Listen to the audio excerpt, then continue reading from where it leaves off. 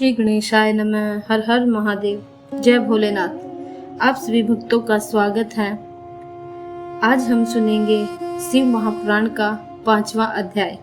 इस अध्याय में हम जानेंगे मोक्षदायक पुण्य क्षेत्रों का वर्णन, नदियों के जल में स्नान के उत्तम फल। सूत जी बोले, विद्वान एवं बुद्धिमान महर्षियों, मोक्षदायक शिव क्षेत्रों का वर्णन सुनो। तत्पश्चात मैं लोक रक्षा के लिए शिव संबंधी आगमों का वर्णन करूंगा।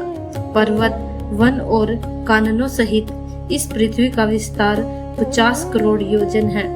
भगवान शिव की आज्ञा से पृथ्वी संपूर्ण जगत को धारण करके स्थित है। भगवान शिव ने भूतल पर विभिन्न स्थानों में वहां के निवासियों को कृपा पूर्वक मोक्ष देने के लिए शिव क्षेत्र का निर्माण किया है। कुछ क्षेत्र ऐसे हैं जिन्हें देवताओं तथा ऋषियों ने अपना वास स्थान बनाकर अनुग्रहित किया है, इसलिए उनमें तीर्थ तव प्रकट हो गया है। तथा अन्य बहुत से तीर्थ क्षेत्र ऐसे हैं जो लोगों की रक्षा के लिए स्वयं प्रादुर्भूत हुए हैं। तीर्थ और क्षेत्र में जाने पर मनुष्य को सदा स्नान, दान और जप आदि करना चाहिए, अन्यथा वह रोग, दरिद्रता तथा मुक्ता आदि दोषों का भागी होता है। जो मनुष्य इस भारतवर्ष के भीतर मृत्यु को प्राप्त होता है, वह अपने पुण्य के फल से ब्रह्मलोक में वास करके पुण्य क्षेत्र के पश्चात पुनः मनुष्य योनि में ही जन्म लेता है। पापी मनुष्य पाप करके हमेशा दुर्गति में ही पड़ता है। ब्राह्मणों पुण्य क्षेत्र में पाप कर्म किया जाए तो वह और भी दृढ़ हो जाता है। अतः पुण्य क्षेत्र में निवास करते समय छोटे से छोटा अथवा थोड़ा सा भी पाप न करे। सिंधु और सतलुज नदी के तट पर बहुत से पुण्य क्षेत्र हैं। सरस्वती नदी परम पवित्र और 60 मुख वाली कही गई है, अर्थात उसकी 60 धाराएं हैं। विद्वान पुरुष सरस्वती के उन धाराओं के तट पर निवास करे तो वह कर्मशः ब्रह्म पद को पा लेता है। हिमालय पर्वत से निकली हुई पुण्य सलीला गंगा 100 मुख वाली नदी है। उसके तट पर काशी, प्रयाग आदि अनेक पुण्य क्षेत्र है। वहाँ मकर राशि के सूर्य होने पर गंगा की तट भूमि पहले से भी अधिक प्रशस्त एवं पुण्यदायक हो जाती है। सोनभद्र नदी की 10 धाराएं हैं। वह बृहस्पति के मकर राशि में आने पर अत्यंत पवित्र तथा अभिष्ट फल देने वाला हो जाता है। उस समय वहां स्नान और उपवास करने से विनायक पद की प्राप्ति होती है। पुण्य सलीला महानदी नर्मदा के 24 मुख हैं। उसमें स्नान तथा उसके तट पर निवास करने से मनुष्य को वैष्णव पद की प्राप्ति होती है। तमसा के 12 तथा रेवा नदी के 10 मुख है। परम पुण्यमयी गोदावरी के 21 मुख बताए गए हैं। वह ब्रह्म हत्या तथा गोवध के पाप का भी नाश करने वाली एवं रुद्र लोक देने वाली है। कृष्णवेणी नदी का जल बड़ा पवित्र है। वह नदी समस्त पापों का नाश करने वाली है। उसके 18 मुख बताए गए हैं तथा वह विष्णु लोक प्रदान करने वाली है। तुंगभद्रा के 10 मुख हैं। वह ब्रह्म लोक देने वाली है। पुण्य सलीला सुवर्ण मुखरी के 9 मुख कहे गए हैं। ब्रह्मलोक से लौटे हुए जीव उसी के तट पर जन्म लेते हैं। सरस्वती नदी, पंपा सरोवर, कन्याकुमारी, अंतरिप तथा शुभ कारक श्वेत नदी, ये सभी पुण्य क्षेत्र हैं। इनके तट पर निवास करने से इंद्रलोक की प्राप्ति होती है। उसके महानदी कावेरी भी परम पुण्यमयी है। उसके 27 मुख बताए गए हैं। वह संपूर्ण अभीष्ट वस्तुओं को देने वाली है। उसके तट पर स्वर्गलोक की प्राप्ति कराने वाले तथा ब्रह्मा और विष्णु का पद देने वाले हैं। कावेरी जी के तट शैव क्षेत्र के अंतर्गत है। वे अभीष्ट फल देने के साथ ही शिव लोक प्रदान करने वाले भी हैं।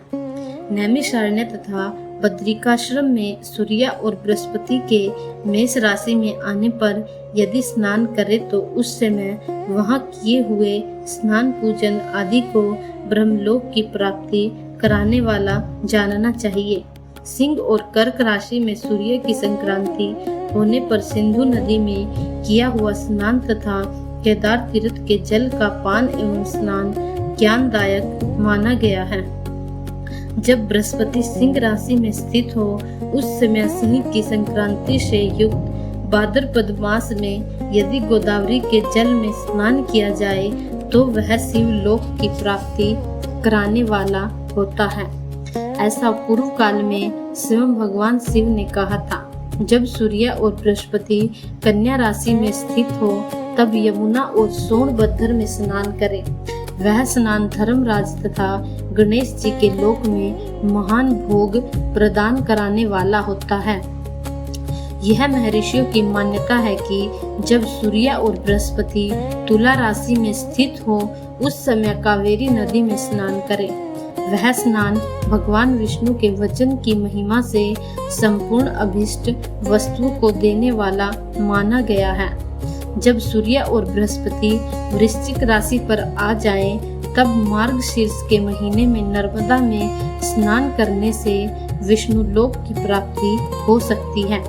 सूर्य और बृहस्पति के धन राशि में स्थित होने पर सुवर्णमुखी नदी में स्नान किया हुआ स्नान शिवलोक प्रदान कराने वाला होता है।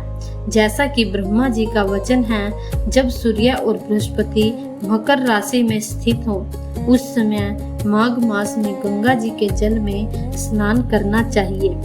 ब्रह्मा जी का कथन है कि वह स्नान शिवलोक की प्राप्ति कराने वाला होता है। शिवलोक के पश्चात ब्रह्मा और विष्णु के स्थानों में सुख भोगने पर अंत में मनुष्य को ज्ञान की प्राप्ति हो जाती है। माघ मास में तथा सूर्य के कुंभ राशि में स्थित होने पर फाल्गुन मास में गंगा जी के तट पर किया हुआ श्राद्ध, पिंडदान अथवा तिलोदक दान पिता और नाना दोनों कुलों के पितरों की अनेक पीढ़ियों का उद्धार करने वाला माना गया है। सूर्य और बृहस्पति जब मीन राशि में स्थित हो तब कृष्णवेणी नदी में किए गए स्नान की ऋषियों ने प्रशंसा की है। उन महीनों में पूर्वोक्त तीर्थों में किया हुआ स्नान इंद्र पद की प्राप्ति कराने वाला होता है। विद्वान पुरुष गंगा तथा कावेरी नदी का आश्रय लेकर तीर्थवास करें। ऐसा करने से तत्काल किए हुए पाप का निश्चय ही नाश हो जाता है। रुद्र लोक प्रदान करने वाले बहुत से क्षेत्र हैं।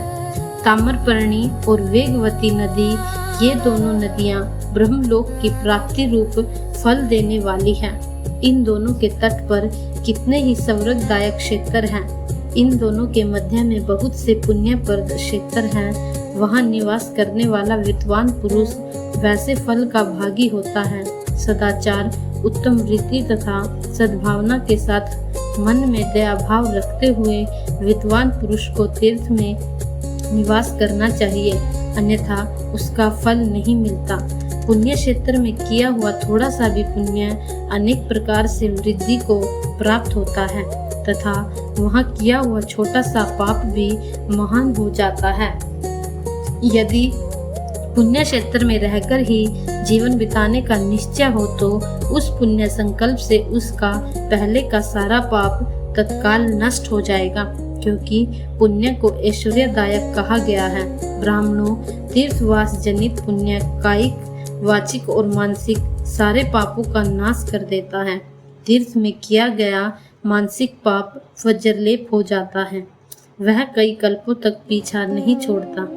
वैसा पाप केवल ध्यान से ही नष्ट होता है, अन्यथा नहीं। वाचिक पाप जप से तथा कायिक पाप शरीर को सुखाने जैसे कठोर तप से नष्ट होता है। अतः सुख चाहने वाले पुरुष को देवताओं की पूजा करते और ब्राह्मणों को दान देते हुए पाप से बचकर ही तीर्थ में निवास करना चाहिए। हर हर महादेव, जय भोलेनाथ। आप सभी भक्तों को वीडियो अच्छी लगे तो चैनल को सब्सक्राइब करें और कमेंट में हर हर महादेव जरूर लिखें।